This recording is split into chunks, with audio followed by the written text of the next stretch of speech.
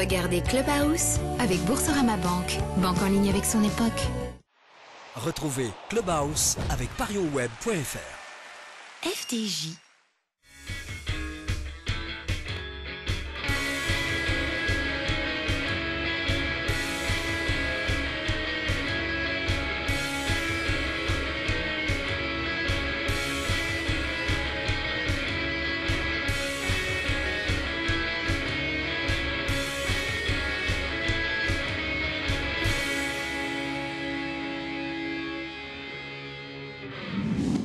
Bonjour à tous, ravi de vous retrouver pour ce nouveau numéro du Clubhouse. Au sommaire de cette émission, dernière déclaration avant le match Lorient-Bordeaux. C'était ce jeudi le traditionnel point presse d'avant-match. Vous entendrez Florian Marange, Michael Siani et l'entraîneur bien sûr Jean Tigana. Et puis Jussier est venu il y a quelques jours nous rendre une petite visite. Ses analyses sur le championnat et sur son cas personnel, on en parle tout à l'heure.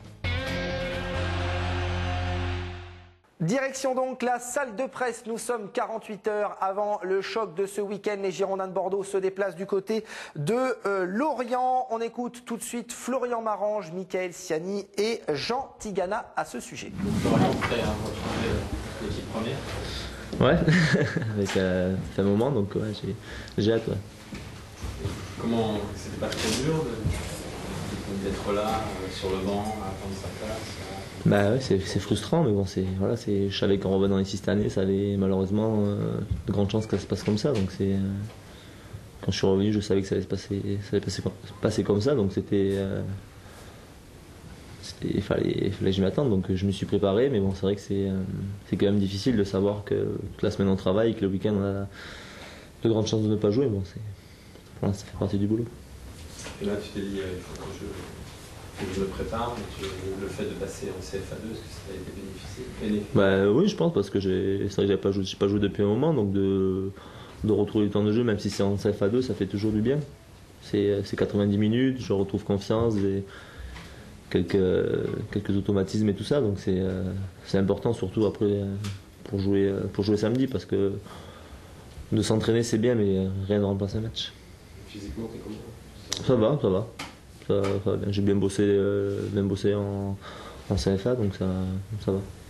Et Jean Tigana, il te demande quoi?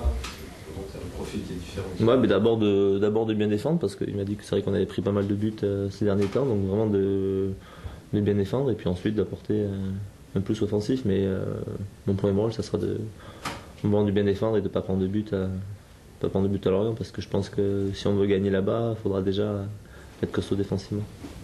Avec Siani, vous allez lui parler pour éviter ce qui s'est passé à Saint-Etienne? Ben ouais, on va essayer, ouais. Ça serait pas mal, ouais. Ça serait pas mal. Il s'était passé quoi là-dessus? Non, moi j'ai le ballon qui vient, moi je recule, donc je vois pas Mika.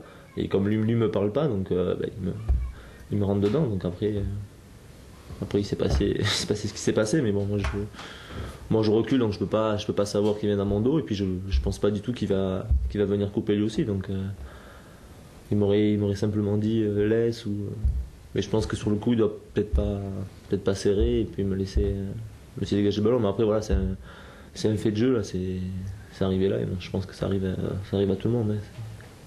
Comme ça. Comment juges-tu cette équipe de Lorient? Comment l'appréhendes-tu?